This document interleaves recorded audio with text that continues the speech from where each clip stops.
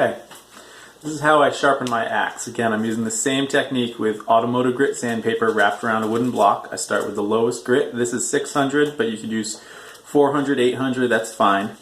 And I hold the axe either like this or like this. And I hold the block at an angle. And then what happens is I go back and forth like this. And the goal is to have the full length of the sandpaper be used when I do the full length of the blade. And then I can look on the side and make sure that I'm getting true bevel contact where I can see that the edge is right up against the sandpaper. So it's just like that. And then I can also look at the scratch marks and see how much convexing I have at the edge. And I can see that I have a fair amount. So that is a sign that I need to sharpen for a bit to get this pushed back to be more flat.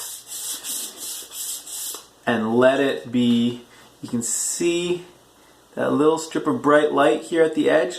That's a sign that this center part of the bevel is not totally flat with what's happening at the edge. There's a slight angle at the edge. So in order to remove that, I just need to stick with this lowest grit until I can see that that is gone. Now obviously the wider this bevel, the easier it is to understand that that's what's going on. On the other hand, and so the easier it is to hold a consistent angle. If you have a narrow bevel, it's easier to kind of wobble on your bevel. On the other hand, you have to remove less material. So in general, unless you are establishing a new bevel, you just kind of stick with whatever the maker put on the axe. If you're establishing a new bevel on an axe that's dull with a file, you want to clamp the axe, and then I would establish as wide a bevel as you could. So you can see that didn't take very long to get back to where that secondary bevel is almost removed. And this is why looking at the scratch pattern and the light is helpful. And I'm going to flip this around and do the other side, but you can see it doesn't take terribly long. So right now I can tell from the flash method that here to here is totally fine, and for whatever reason from here to there still needs more work. You'll also notice when I'm sharpening an axe that I am shuffling through the sandpaper fairly quickly. Excuse me. And that's because you're removing so much metal when you sharpen an axe that the sandpaper gets worn out fast. In general, I use a fresh sheet of some low grit, 400, 600, or 800, every time I sharpen my axe. It just requires an entire sheet. Sometimes two, depending on how much I go through. But it's worth it in the amount of time that you save. Okay. I am pretty happy with that side. A little bit more up here. Notice that I'm not going super fast, right? I'm being slow and deliberate in my movements. If the temptation is to try and go really, really fast, and that's when you end up cutting the side of your hand because you come back and you're not quite accurate when you come forward if you fall off the edge. So you want to go slow enough that you can keep that sandpaper on the edge of the axe at all times. Okay. Good. Excellent. Getting a whole fresh piece now to do the other side. And again, I'm using this narrow side rather than trying to hold it and use the fat side, because then my fingers would be in the way. This narrow side just works better. So, to do this side, same deal. And watch the scratch patterns as you start to make them. They will tell you what's going on with that bevel and whether there's a lot of secondary bevel at the edge or not.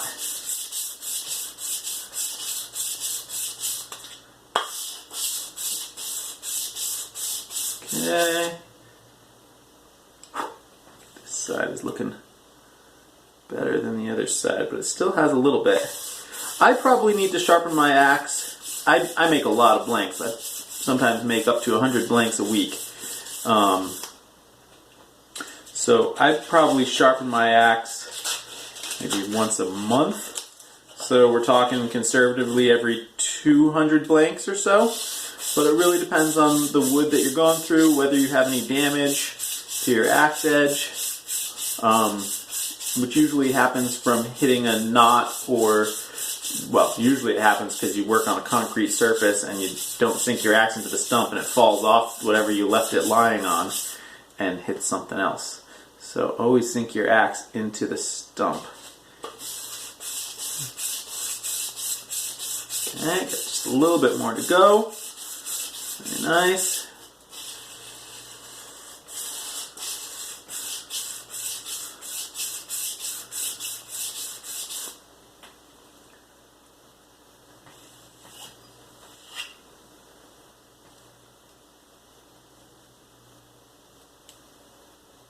Yeah, that's good.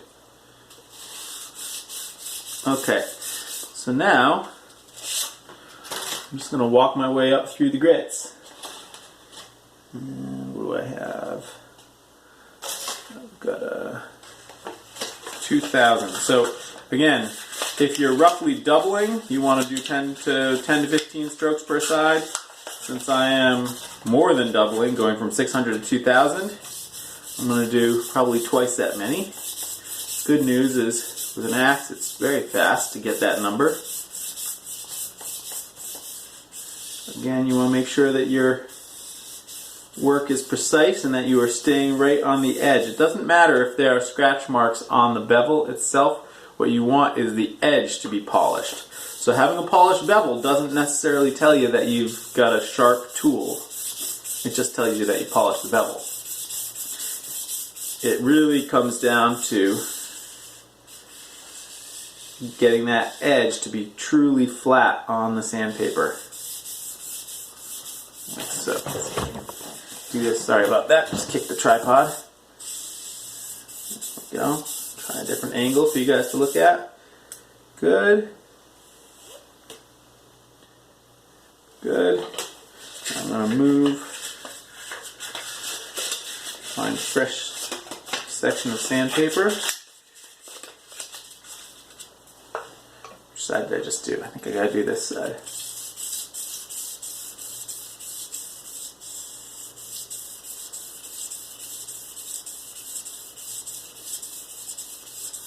So you can see it doesn't take terribly long to sharpen the tool. 10 minutes you should be able to sharpen your axe. It's not something, unless you have a lot of damage that you're trying to remove, in which case it might be worth taking a file to the edge rather than trying to get it out with something. If you are starting with a low enough grit, 400, 600 grit, you should be able to sharpen your axe in about 10 minutes. Alright, now I'm going to do 3,000 grit, and I don't bother stropping my axe. I'm not trying to get a smooth surface. I do find that going up to 3,000 grit is helpful in terms of getting the axe to bite easily and move through the wood easily. So I do think it's worth going up to 3,000 grit. I don't think it's necessarily worth stropping for the style of axing that I do, which is on the rougher side. You won't see me trying to use my axe like a knife or anything like that. Okay.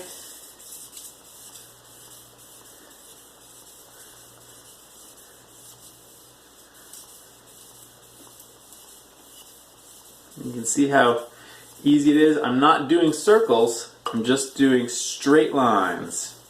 Straight lines. And by angling the block, I'm getting from one side of the block to the other as I go from one side of the bevel to the other, and then holding it in a way where you can see that you're flat on the bevel. And then once you have that feeling of what it feels like to be flat on the bevel, you're good to go.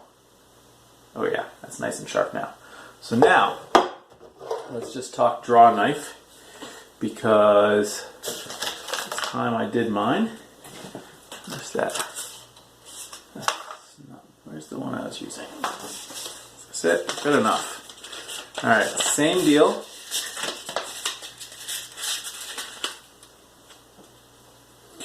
like so. And the draw knife really just gets sharpened on the one side. So it's the same deal. I'm holding this at an angle, and that way I'm going from one side of the sandpaper to the other. And I'm watching that bevel connection and making sure that this is totally flat on the sandpaper here. And by holding it like this, I can just look right down at it and see that I've gotten it the way I want to get it. Good. And then it's just a matter of going far enough. It's always about getting that edge geometry correct at the beginning and trying to make sure that you aren't rounding the edge at all. And if you do that, if you get that edge geometry correct at the beginning, it's a total cinch. So you have to get your motion nice and clean. Once you figure out what it feels like, but a draw knife has a straight edge, or many of them do. Once you feel like what it feels like, you can see that. I'm just making sure that that edge is truly flat on the sandpaper like that. And that's it. And then I'm going until I can see from the edge if I've removed any secondary bevel that might be there. Let's see here. A slight bit of rust pitting on the edge there. But I don't use my draw knife as a substitute for a knife, so that doesn't really matter. It looks like I've removed secondary bevels, and I'm just going to go a little bit further with this low grit, just because my instinct tells me it will be helpful.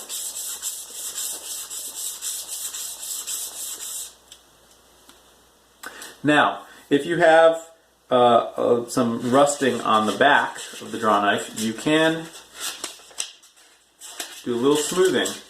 The trick is you want to make sure that this is completely flat to the back of the draw knife here, right? So the back of the draw knife is one flat surface, and you want to make sure that you are completely flat with it. And that can be helpful just to make sure that there's no burr on the back of the bevel. So you can see from how the rust has been worked that I'm working the entire face here. This draw knife actually has a bit of a wiggle to it. Looks like it was bent at one point. That's fine. Okay, good. You can see the rust coming off there. My axe never rusts out when it's left outside, but the draw knife does rust, and so I do treat it with oil or some of the beeswax or yoba oil mixture that I have, just anything really to help keep it from rusting, because I do like to leave it outside, so you have to take precautions. I like to leave it outside because I like to leave it right on the spoon mule, and the spoon mule lives in the hoop house in the wintertime and then out under the woodshed, but exposed on the sides to the rain. So under those conditions, it's important to keep the draw knife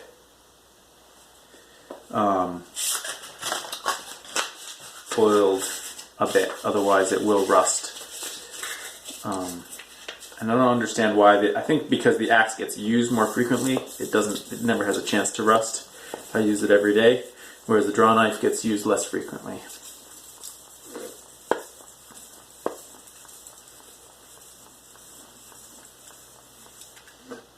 Alright, there we have it. So, I'm just going to take the time. This is just some of the beeswax or yoba oil mixture. Use my pinky because it doesn't have as much dust on it. I just keep this in my pocket for lip balm. About that much should be plenty. Good. I have more than plenty. And being very careful not to cut my hands. I'm just going to smear this on the metal, and that will prevent it from rusting. I'll do the edge last once I've gotten everything else done. So here we go. I'm doing the back.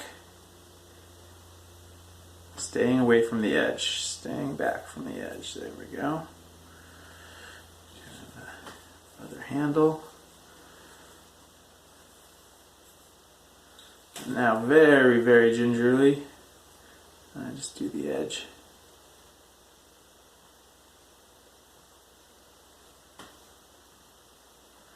Like that. Now it's nicely oiled up.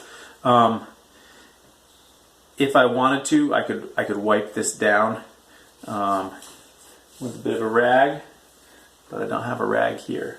Oh wait, yeah, I don't have a rag here, so I'll do that off camera. But that's how I sharpen my axes and draw knives.